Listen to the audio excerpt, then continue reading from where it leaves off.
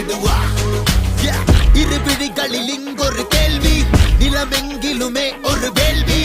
இரவு பகல் என் இமையுடனே உன் நினைவுகளே என் உயிர் மகளே. கடமை முடித்து சிறகை விரித்து வருவேன், சுமைகள் இறக்கி மலர்கள் பறித்து தருவேன். உயிரை உனக்குள் வைத்து உடலை